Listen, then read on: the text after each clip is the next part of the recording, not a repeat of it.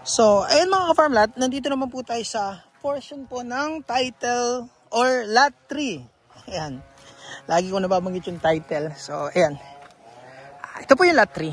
So, ambience, goods na goods din mga ka-farmlat. Ayan. Ang ganda sa mata ng dagat dahil ayan, makikita nyo po. Overlooking mountain view. So, kahit nasa Quezon ka, abot tanaw mo yung Bicol. So, which is, ayan po yung Pasacao, Camarines Sur, Ragay, Camarines Sur, and Tagkawayan area. Ayan. So, pag nagtawid ka ng dagat, mula dito, nasa Bicol ka na agad. And kung magbabangka ka, kung mag-island hopping ka, malapit po tayo sa Boreas Island sa Masbate. And pag nandito ka, ayan, ito po yung view na matatanaw nyo. Sa buhangin naman, panalo rin. Ayan, makikita nyo yung buhangin natin. So, hindi pa lang siya ganun ka-presentable yung area dahil sa kasalukuyan pong dinidevelop at nililinis. Pero, maganda po talaga to kasi dati itong resort na. Ano yan? Ayan, kaya kung makikita nyo, ayan, may mga recrap yung mga nyog. So, ayan, punta naman po tayo dun sa area ng dagat. Ayan. So, ito yung area po ng dagat, yan. Malinaw. Ayan. Buhangin. Panalo rin ang buhangin, mga ka-farmlat. So, dito, medyo pino. Ayan. Pino po ang buhangin. Ayan. Ayan. So, dito. Yan, pag nakalaykay po yan, lalong gaganda, lalong lilinis. So, yan, mag-start na po tayo sa Mohon. Ayan. So, sukat po natin 4,250 square meter. Price po natin 4.5 million. All expenses for transfer sa pangalan ng buyer and including yung transfer, yung tax deck sa pangalan nyo. Sagot ng seller. Agent commission, nothing to worry kasi sagot po ng seller po yan. Road right of way, sagot din po ng seller. Ayan. So lahat, pati pagpapalinis, sagot din po ng seller. So sa 4.5 million, linis po. Yun lang yung magiging gastos nyo. Ayan. So, start po ng Mohon mula po dito. Ayan. Ayan po ang Mohon. 23 meters po yung frontage yan. Mula dyan hanggang dito lalakarin natin yung kasunod na Mohon. Ayan. Kasunod na Mohon. Ayan. Ito mga ka-farmlat oh. Yun. Yan. Mohon. Pinaka land area niya. Yan. As you can see mga farmland, farmland din to. And since dating resort po ito, may mga dating building po. Yan, sako po ito. Yan. Dating building po ito. Dating cottage. Yan. Yan, pwede naman pong i-redevelop nyo na lang. Ayan, may sako pong mga nyog. Yan. So, ayan mga ka-farmlat, may pinaghukayan ng alimango. So, makikita nyo yung kailaliman nyo, buhangin pa rin. Ayan. Ito po. May dating lababo siya kasi resort nga po dati. At, ayun, ito po. Marami pong nyog na sakop din. Ayan. So, ito yung linya po. Ayan.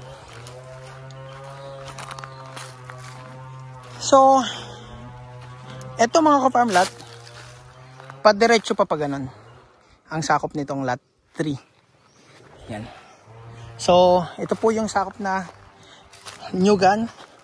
Carabao grass po ang ilalim. And ito po yung katugon na linderos. Yan. Yan. So, ibig sabihin, linya po ito papaganon. Itong part ng mga mahogany, sako po pala siya ng lot 4. So, dito muna tayo sa lot 3. Yan. So, ito yung area na sakop ng lot 3. Flatland pa rin. Ang good thing po sa lot 3, yan, may sakop din po tayong yan, kawayan, yung ginagawang sopa, matibay po kawayan yan. Yan. Maganda yung sakop din naman at ang terrain ng lupa dito flatland. Itong lot 3 natin.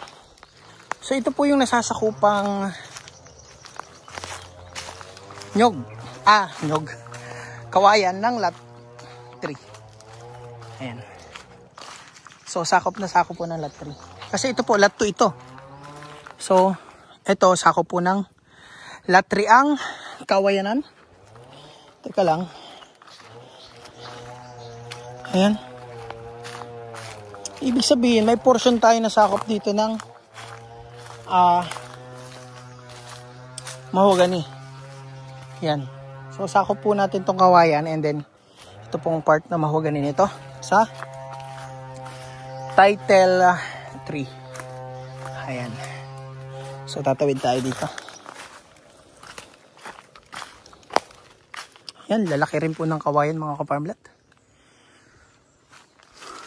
Yan. May ilang puno tayo na sakop na mahogany. Yan.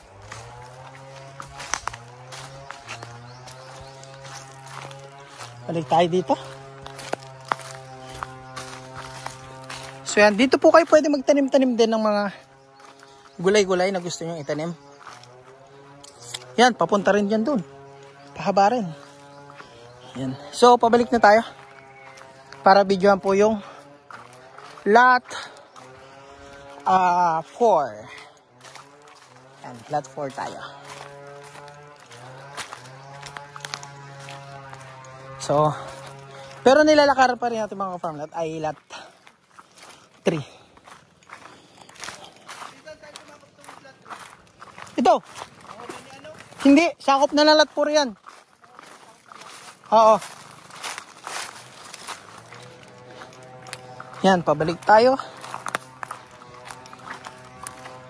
Papunta tayo sa lot 4. Si start ng lot 4. Pagod mga ka-farm lot. 4 na lote yung binibidyo natin and kasalukuyan pong sinusukat. So at least pag tinripping nyo, may mga boundaries na.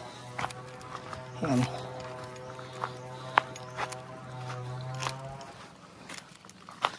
Yan, summarize natin. 4 po itong for sale. Lot 1 doon. Yan, lot 1. Lot 2 po ito. Ito yung lot 3.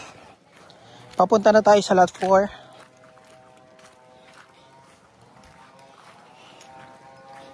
Yan.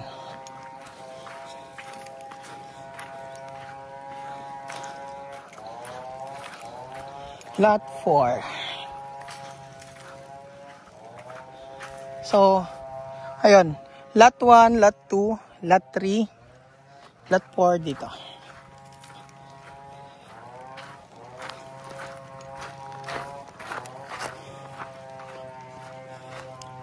Yan. So, ito na po mga ka-farm lot yung lot 4. So, start po dito. Ito yung mohon ng lot 3 and 4. So, mula po dito hanggang dun. So, ito yung lot 4 natin.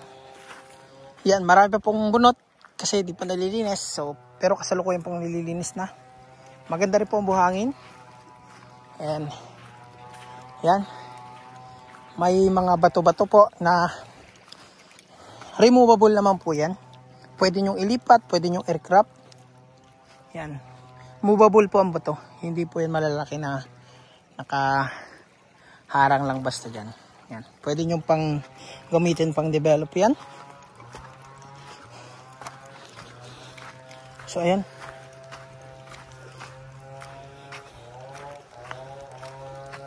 Yan. Hanggang dyan po ang mohon. So, hindi pa po masyadong nalilinis itong lot 4. Pero papasukin na po natin ang loob. Katabi po pala ng creek ang yan, lot 4 natin. Parang wala tayong energy mga ka-farm lot sa lot 4 Naramdaman ko ng pagod. Ayan.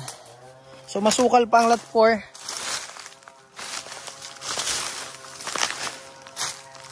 Ayan. So hindi pa po natin mapasok masyado. Pero papasukin natin to. Ayan. Lot 4. Sana walang ahas. Ayan. Ayan. So itong lot 4 mga ka-farm lot, may mga recrop siya. Ayan. So yan po yung pwedeng gawin nyo sa mga bato. Pwedeng siyang gawing design. Ayan. So dahil nga dati pong resort ito, ayan, may mga design po dito. Ayan. Parang maganda po dito sa lot 4 ah. Ayan. Dahil sagana sa bato ang lot 4, marami kang pwedeng gawin. Yan, parang nilagyan pa dito dati na swimming pool, oh. Yan. Recrop na ba to? Yan, pwede nyong i-develop. So, lamang po dito may mga budget mga ka-farm lot. Pwede nyong kunin itong magkatabi lot 3 and 4. Yan. Ang magiging frontage nito pag dalawa kinuha nyo, mga 46. Ito, ang ganda ng pagka-recrop dito sa mga haligi. Pwede nyo itong i-develop na lang ulit. At eto mga ka-farm lot, may sakop na kawayan. Yan, kawayan. May mga sakop na kawayan ang lot 4 natin. Yan, pera-ahas po. Tabi-tabi po. Yan, masukal pa, hindi pa masyadong nalilinisan. Pero para sa inyo, para video pa lang, may option na po kayo. Papasukin natin to. Yan, ginawang design yung mga bato.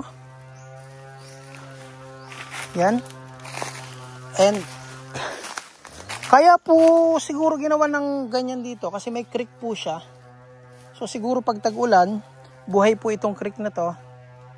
Yan. Nakukunan ng tubig. So, ang mga tanim dito sa lot 4, ayan, may mga kawayan, marami pong saging, may mangga rin. Parang ito pong lot 4, parang maganda rin siya. Maganda yung pwesto.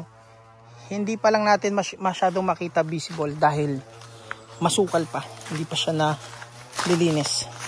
So, mas lalabas yung ganda nito pag nalinis na. Yan, sako po itong kawayan na may tinik. Yan. And, yan, may mga saging po. Ayun o, may bunga na. Ayan, may nyug din. Tapos, kagandahan dito mga ka-farm lot. Yan, presko dito sa part na to. May tanim pong mangga. Yan. Tinalihan po ng kalabaw kasi presko yung lugar.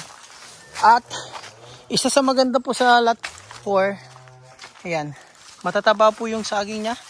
May sakop pong, ito sakop niya yung mga mahogany. Yan, yung malalaking mahogany na yan. Sakop ng lot 4. So kulang lang sa linis to. Maganda rin tong lot 4. Yan. Yan, sakop niya rin tong mga kawayan na to. Ayan. So, may bunga na rin saging doon. Ayan. So, okay pagtaniman ng saging itong lot 4 kasi makikita nyo yung mga saging niya matataba. Kasi medyo presko sa lot 4 kasi mapuno. Tsaka may creek. Ayan. Hindi nga lang yung creek ay buhay. So, pag tag-ulan, may tubig siguro yan. Ayan. Lot 4. So, ayan mga ka-farm lot. Pabalik na tayo.